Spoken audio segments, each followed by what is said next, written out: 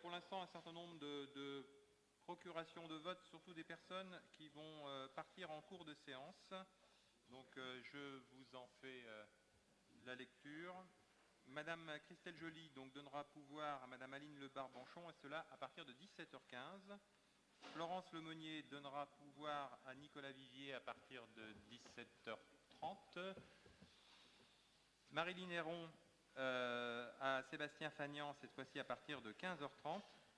Et Daniel Le Reculé à partir de...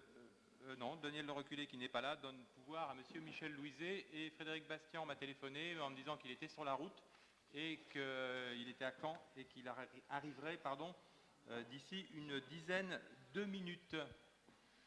Je constate à l'ouverture de ce conseil municipal que l'opposition est absente. Je n'ai pas eu d'informations particulières, je n'ai pas eu de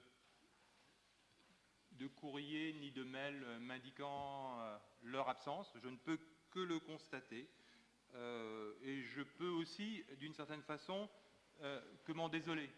Je le dis comme ça, un peu à brûle-pourpoint, vous m'en excuserez, mais je pense que quand on est élu, on prend ses responsabilités et on prend ses disponibilités.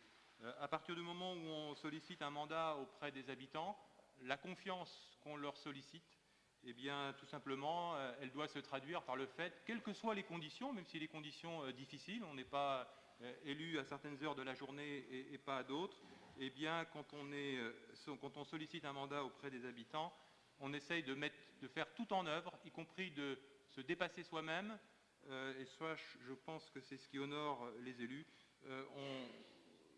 ont en capacité de se dépasser soi-même pour pouvoir honorer le mandat qui nous a été confié par les habitants. Et que, dernier point, mais je n'épiloguerai pas là-dessus, que la politique de la chaise vide, à mon avis, n'est pas une façon fructueuse de faire avancer les dossiers.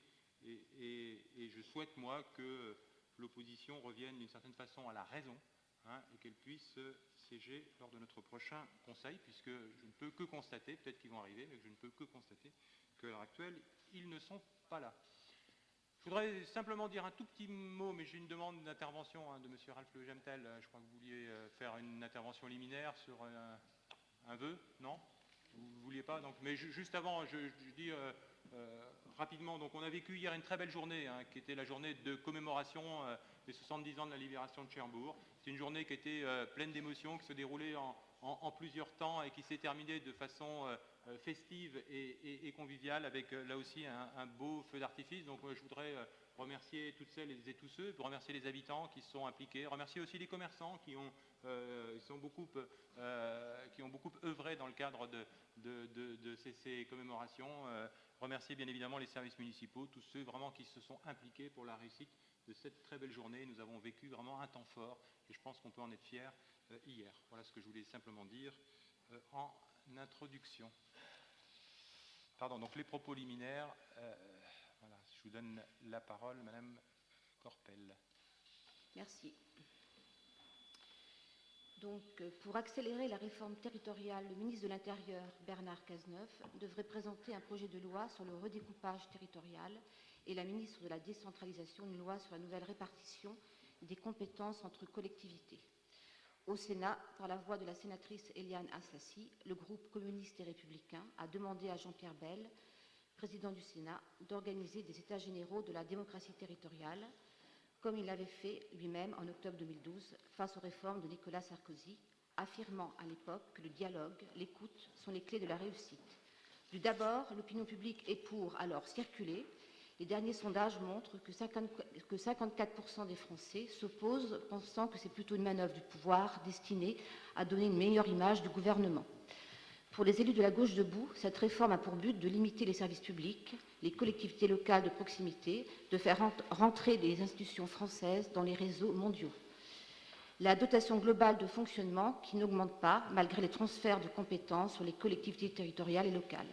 N'oublions pas non plus le marché transatlantique qui est un outil mondial qui impose sa loi sur l'ensemble des pays, tout cela pour plus de rapidité des liaisons financières. Ainsi, qu'en serait-il de la compétence générale des collectivités, du nombre de fonctionnaires qui mettent en œuvre ces services publics?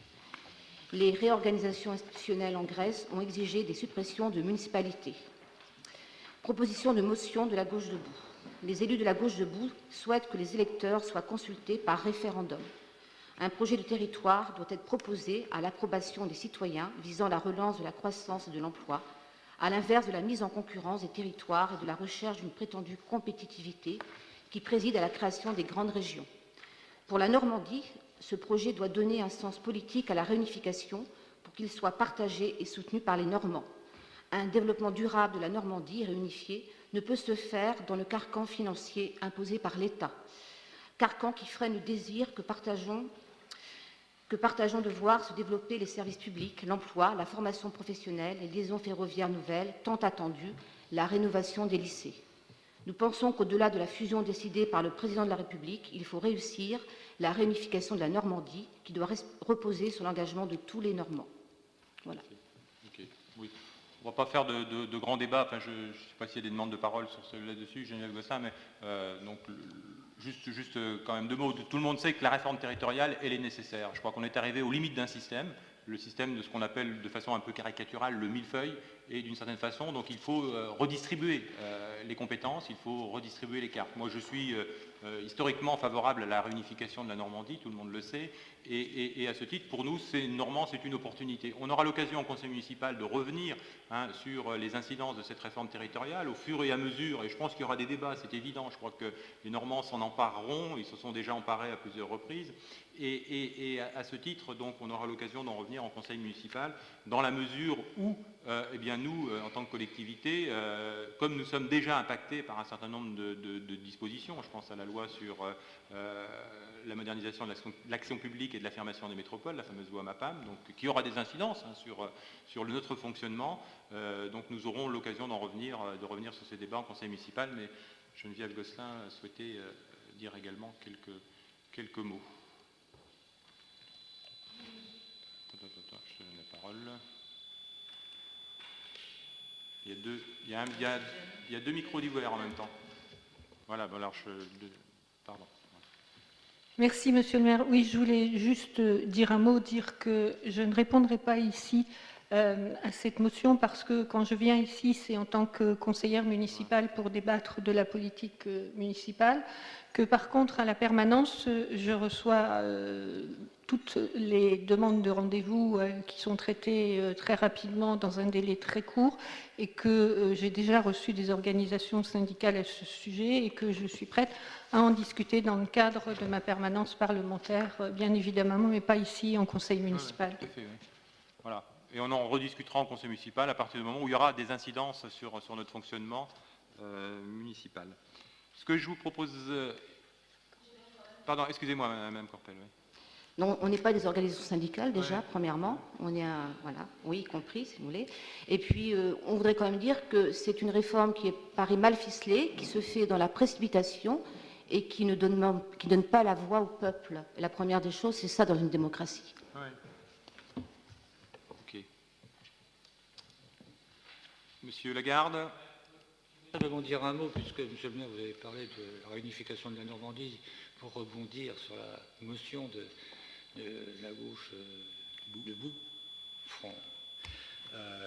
Pour simplement dire qu'effectivement, dans le cadre de la réforme des collectivités territoriales et de la réunification de la Normandie, moi je ne partage pas du tout, et je pense qu'effectivement, il faut demander l'avis aussi des populations, puisqu'on ne parle que de la réunification Haute et Basse Normandie. Or, il me semble qu'un bon redécoupage qui ressemblerait pour la Manche à l'arc atlantique me semblerait plus judicieux. Et on aurait pu créer Pays de Loire, Bretagne et Manche, aussi une région fort appropriée et qui répondrait à nos difficultés économiques. Voilà ce que je voulais simplement dire.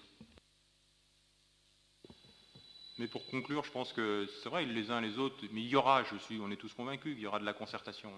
Voilà, il n'y a aucune difficulté là-dessus, et je pense qu'on aura, je le dis, l'occasion de revenir largement sur ce sujet. Je voudrais que l'on commence ce conseil municipal, alors sachant que aussi la Gauche debout nous avait fait parvenir un certain nombre de questions, qui sont des questions diverses, qu'on traitera peut-être au fur et à mesure du déroulé de nos délibérations, non ? Ou en fin de séance, enfin je sais pas, voilà, où on essaiera d'y répondre au fur et à mesure, selon les souhaits. Hein. Enfin, je pense que c'est mieux d'y intervenir quand il y a des délibérations qui sont peut-être en relation les unes avec les questions que vous avez posées.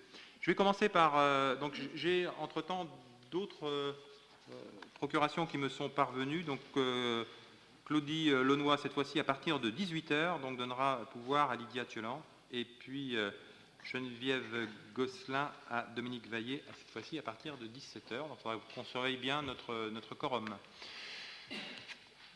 Approbation du compte-rendu de la séance précédente du Conseil municipal. Est-ce que vous avez des observations où on peut considérer que ce compte-rendu est adopté? Il y a eu des remarques? Pas d'opposition, donc le compte-rendu est adopté.